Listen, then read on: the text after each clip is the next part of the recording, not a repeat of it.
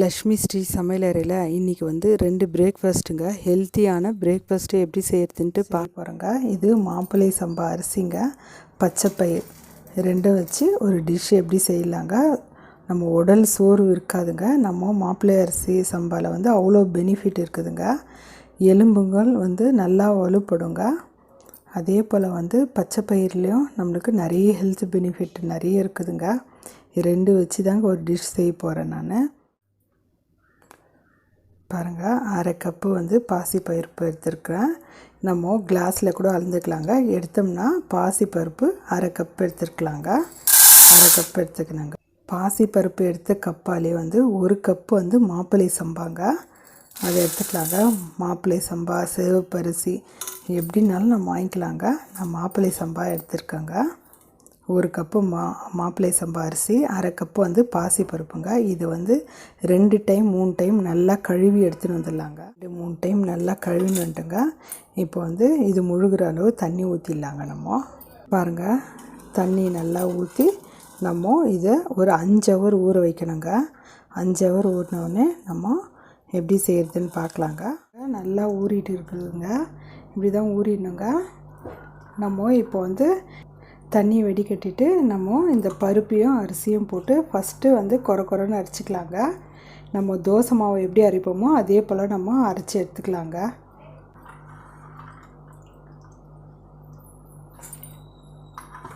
முதல்ல நம்ம தண்ணி ஊற்றி அரைச்சோம்னா அரிசி வந்து நல்லா வந்து தோசைக்கு எப்படி அரைப்போமோ அது மாதிரி அரையாதுங்க. அதனால் வந்து ஃபஸ்ட்டு வந்து 2 சுற்றிக்கின்னு அப்புறமா தண்ணி ஊற்றி நம்ம தோசை பதத்துக்கு நம்ம அரைச்சிக்கலாம். மாதிரி கொரன்னு அரைச்சிட்டு அப்புறமா வந்து நம்ம தண்ணி ஊற்றிக்கலாங்க. இப்போ தண்ணி ஊற்றி நம்ம நைஸாக அரைச்சிக்கலாங்க. பாருங்கள், 2 பேட்சாக அரைச்சிட்டேங்க நான். இப்போது மிக்சியில் நம்ம கொஞ்சம் தண்ணி ஊற்றி அலம்பி ஊற்றிக்கலாங்க.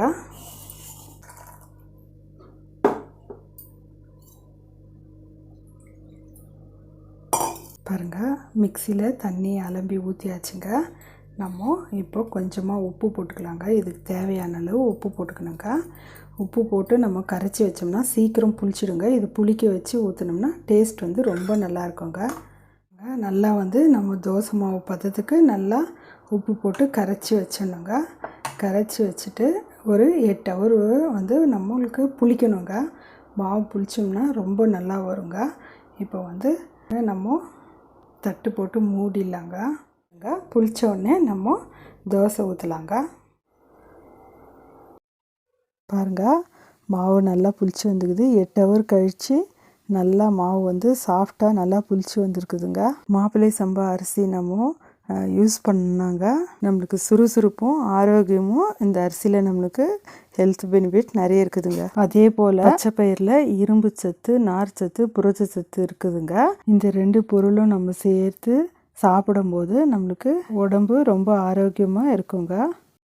பாருங்கள், தவா சூடான பிறகு நம்ம நார்மலாக எப்படி தோசை ஊற்றுவோமோ அது மாதிரியே ஊற்றினா நல்லா வருங்க. எண்ணெய்னா நெய்யினா ஊற்றிக்கோங்க. நான் எண்ணெய் தான் ஊற்றிருக்கேங்க. பாருங்கள், தோசை நல்லா வெந்துடுச்சுங்க. திருப்பி போட்டு நம்ம நல்லா ரோஸ்ட் பண்ணி எடுத்துக்கலாங்க. பாருங்கள், தோசை வந்து ரெடி ஆயிடுச்சுங்க. நல்லா நம்மளுக்கு முறுமுறுப்பாகவும் சாஃப்டாகவும் வந்துருக்குது. பாருங்கள், தோசை வாரத்தில் 2 டைம் இந்த மாதிரி தோசை செஞ்சு சாப்பிடுங்க. இன்றைக்கி ராகியை வச்சு ஒரு ஹெல்த்தியான டயட் இருக்கிறவங்க, சுகர்காரு, முட்டி வலி, இடுப்பு வலி இருக்கிறவங்களுக்கெல்லாம் இந்த ராகியை வச்சு ஒரு ஹெல்த்தியான ஒரு ரெசிபி செய்கிறதுன்ட்டு பார்க்கலாங்க. அதுக்கு என்னென்ன தேவை அப்படின்ட்டு நான் சொல்கிறேங்க. வாரத்தில் 2 நாள் எடுத்துக்கோங்க. முட்டி வலி, இடுப்பு வலி இருக்கிறவங்க. இதில் வந்து கால்சியம் நிறைய இருக்குதுங்க. ஹெல்த்தியான ஒரு ரெசிபி எப்படி செய்கிறதுன்ட்டு பார்க்கலாங்க. 1 கப்பு வந்து கேழ்வரகு எடுத்துக்கோங்க. ராகி சொல்லுவாங்க, கேழ்வரகு 1 கப் எடுத்துக்கோங்க. நான் இந்த கப்பில் தாங்க அளந்தேன். நீங்கள் கிளாஸில் வேணால் கூட அளந்துக்கோங்க. கொஞ்சமாக வந்து 1/4 ஸ்பூன் வந்து வெந்தயம் போட்டுக்கலாங்க. கடலப்பருப்பு வந்து இந்த ஸ்பூனில் வந்து அளந்தங்க. 3 ஸ்பூன் கடலப்பருப்புங்க. 3 ஸ்பூன் கடலப்பருப்பு போட்டுக்கோங்க. அதே ஸ்பூனில் அளந்து பச்சரிசி 2 ஸ்பூன் எடுத்துக்கிறோங்க. நீங்கள் ரேஷன் அரிசி கூட போட்டுக்கலாங்க. பச்சரிசி போட்டிருக்கோங்க 2 ஸ்பூனு. கடலப்பருப்பு 3 ஸ்பூனு, பச்சரிசி 2 ஸ்பூனு, 1/4 ஸ்பூன் வந்து வெந்தயம், 1 கப்பு வந்து ராகி எடுத்துருக்கோங்க. இதை வந்து நல்லா தண்ணி ஊற்றி நல்லா வந்து கழுவி எடுத்துக்கலாங்க. ஒரு 3 முறை நல்லா கழுவி நம்ம எடுத்துக்கலாங்க. ராகியில் வந்து மண் தூசு இருந்தால் கூட வந்துடுங்க. 3 டைம் 4 டைம் நல்லா கழுவி எடுத்துன்னு வந்துட்டேங்க. இப்போ நம்ம தண்ணி ஊற்றி நம்ம ஊற வச்சிடலாங்க. நீங்கள் புழுங்கலரிசி கூட போட்டுக்கலாங்க. 2 ஸ்பூன் போட்டுக்கோங்க. ஊற்றி நல்ல தண்ணி ஊற்றி ஊற வச்சுருக்கோங்க. இது ஒரு 4 இல்லைன்னா 5 ஹவர் நல்லா ஊறட்டுங்க. நம்ம ஒரு தட்டு போட்டு மூடி வச்சிடலாங்க. நான் கடாய் வச்சுருக்கேங்க. ஒரு 2 ஸ்பூன் எண்ணெய் ஊற்றிக்கலாம். நம்ம காஞ்ச எண்ணெய் உளுத்தம்பருப்பு 1 ஸ்பூன் எடுத்துருக்கேங்க. அதே போல் கடலைப்பருப்பு 1 ஸ்பூன் எடுத்துருக்கிறேன். இந்த அளவுக்கு வறுபட்டால் போதுங்க. இப்போ வந்து 5 பூண்டு போட்டுக்கலாங்க, தோல் உரிச்சது. 1 வெங்காயம் எடுத்து வச்சுருக்கேங்க, நீட்டாக அரிஞ்சு வச்சுருக்கேன். 1 வெங்காயம் போட்டுக்கலாம். வெங்காயம் வந்து ரொம்ப வதக்கணும்னு இல்லைங்க, ஓரளவுக்கு வதங்கினா போதுங்க. இப்போது நான் 3 பச்சை மிளகாய் போட்டுக்கிறேங்க. இது நல்லா காரம் இருக்குது, அதனால் 3 போட்டுக்கிறேன். நீங்கள் காரம் கம்மியாக இருந்துச்சுன்னா ஒரு 4-5 போட்டுக்கோங்க. வெங்காயம் ஓரளவுக்கு வதங்கினோடனே தக்காளி போட்டுக்கலாங்க. 1 தக்காளி எடுத்து நல்லா கட் பண்ணி வச்சுருக்கேங்க, நீட் வாக்கில். கொஞ்சமாக உப்பு போட்டுக்கிறேங்க.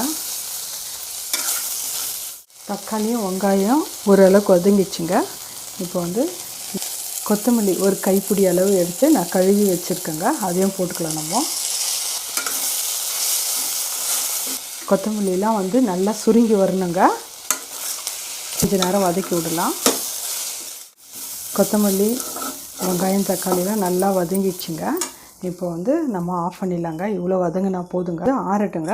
ஆறினோடனே நம்ம மிக்ஸி ஜாரில் போட்டுக்கலாங்க. நல்லா ஆறிடுச்சுங்க. இப்போ நம்ம வந்து இது மிக்ஸி ஜாரில் போட்டுக்கலாங்க. இப்போ நம்ம மிக்சியில் எல்லாம் போட்டோங்க. நம்ம உப்பு சேர்க்க தேவையில்லைங்க, ஏன்னா ஏற்கனவே நம்ம உப்பு போட்டுக்கிறோங்க. உப்பும் காரமும் செக் பண்ணிவிட்டு நீங்கள் அரைச்சிக்கோங்க. இப்போ நம்ம இது போட்டு மிக்சியில் அரைச்சி எடுத்துன்னு வந்துடலாங்க. அரைச்சின்னு வந்துட்டோங்க. நம்ம வந்து தேங்காய் சேர்க்காத சட்னிங்க. டேஸ்ட் வந்து ரொம்ப நல்லாயிருக்குங்க. ராகி தோசையோட, கம்பு தோசை, நார்மல் தோசைக்கு கூட நல்லாயிருக்குங்க. இந்த மாதிரி வந்து ராகி தோசை, கம்பு தோசைக்கெலாம் இது டேஸ்ட் வந்து ரொம்ப நல்லாயிருக்குங்க. சட்னிக்கு ஒரு தாளிப்புங்க. எண்ணெய் ஊற்றி கடுகு போட்டு கொஞ்சம் பெருங்காயம் போட்டு கறிவேப்பிலை போட்டு நம்ம தாளித்து ஊற்றிடலாங்க. டேஸ்ட் வந்து ரொம்ப நல்லாயிருக்குங்க. நம்ம சிறுதானிய தோசைக்கெலாம் வந்து டேஸ்ட் ரொம்ப நல்லாயிருக்குங்க. 5 ஹவர் நல்லா ஊறிடுச்சுங்க பருப்பு ராகிலாம். இப்போ வந்து தண்ணியை வந்து நம்ம வடித்து எடுத்துகிட்டு வந்து இது மிக்சியில் போட்டுக்கலாங்க.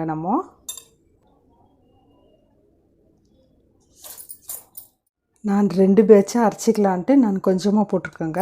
இப்போ இதோட வந்து கொஞ்சம் 1/4 ஸ்பூன் வந்து சீரகம் போட்டுக்கோங்க. 2 காஞ்ச மிளகாய் போட்டிருக்கோங்க. கொஞ்சமாக வந்து இஞ்சி போட்டுக்கோங்க, கொஞ்சமாக போட்டுக்கோங்க. தண்ணி எதுவும் ஊற்ற தேவையில்லைங்க. கொரன்னு கொஞ்சம் அரைச்சி எடுத்துன்னு வந்துடலாங்க. நம்ம பாருங்கள், தண்ணி ஊற்றாத கொரன்னு அரைச்சின்னுட்டுங்க. இப்போ இந்த 2 தக்காளி நம்ம கட் பண்ணி போட்டுக்கலாங்க. 2 தக்காளி கட் பண்ணி போட்டுங்க. இப்போ வந்து நம்ம அரைச்சி எடுத்துன்னு வந்துடலாங்க. தக்காளி நம்ம பாத்திரத்தில் ஊற்றிக்கலாங்க. மிச்சம் இருக்கிறதும் நான் இதே போல் அரைச்சி எடுத்துக்கிறேங்க. நான் 2 பேட்சாக அரைச்சிட்டேங்க. இப்போ வந்து நம்ம இதுக்கு தேவையான அளவு உப்பு போட்டுக்கலாங்க. நம்ம நல்லா கலக்கிடலாங்க. நம்ம நல்லா கலக்கிட்டோங்க. இப்போ நம்ம புளிக்க வைக்க தேவையில்லைங்க, அப்படியே ஊற்றிடலாங்க தோசையை.